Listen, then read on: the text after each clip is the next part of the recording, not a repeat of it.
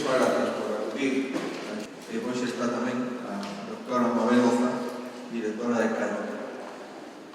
Chamado non só no presente, tamén, senón nos próximos.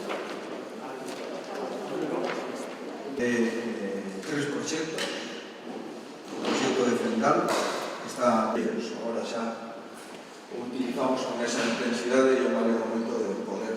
Por iso queremos facer unha forte aposta pola industria biotecnolóxica e presentamos e impulsamos tres iniciativas no Fondo Next Generation por un importe de 445 millóns de euros.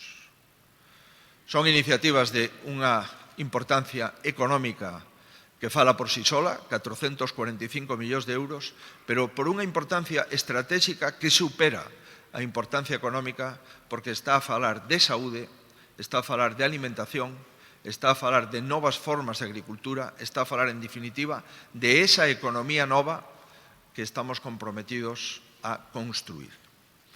Dúas de esas tres iniciativas xa están presentadas, de acordo cos plazos que deu o Ministerio de Industria, e están presentadas antes do 20 de xaneiro, é dicir, de fai uns días que pechou o plazo.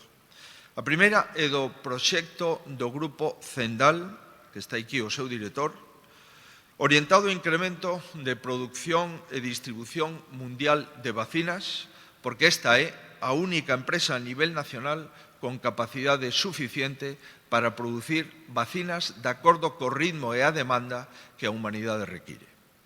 Este proxecto de esta empresa sanitaria ubicada en Porriño ten un importe de 111 millóns de euros.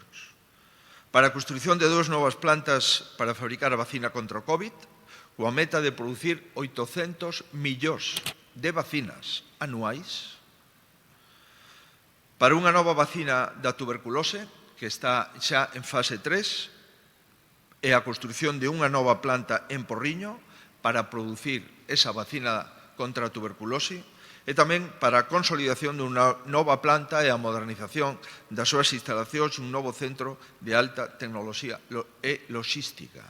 Todo isto, o Grupo Cendal de Porriño presentou a súa proposta por un importe de 111 millóns de euros.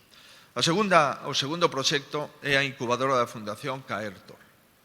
Inclúe este proxecto apoios para desenvolver fármacos en fase preclínica e en fases avanzadas, tamén para o impulso da compra pública de novos fármacos para os sistemas de saúde das comunidades autónomas e a dotación de infraestructuras e equipamento, así como para a captación do capital.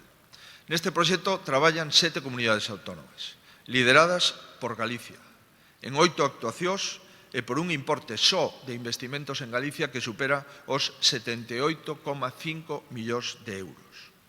Esta iniciativa non é nova, esta iniciativa dá continuidade ao proceso de incubación desenvolto na aceleradora impulsada en Galicia na man da Fundación Caertor e de Janssen. Janssen é outra das multinacionais que esperemos dentro de unhas semanas poder contar coa súa vacina fronte ao COVID. E, por outra banda, está outro proxecto importante para Galicia. Un proxecto que presenta a Estrella de Galicia, consistente en un centro productivo para aplicar ferramentas innovadoras e poder desenvolver novas solucións no eido alimentario e crear produtos disruptores de comercialización rápida. É un investimento ambicioso, 256 millóns de euros, e prevese que poderá certificar 5 patentes de novos produtos no sector alimenticio. Son 3 proxectos que falan por sí solos, estamos falando de máis de 440 millóns de euros, proxectos claros no ámbito da alimentación, no ámbito da farmacología e no ámbito da produción de fármacos, pero ademais destes proxectos hai 2 iniciativas máis, unha para impulsar a rede galega de hubs de innovación digital cun investimento de preto de 60 millóns de euros, para crear e consolidar e acelerar a maduración destas estructuras.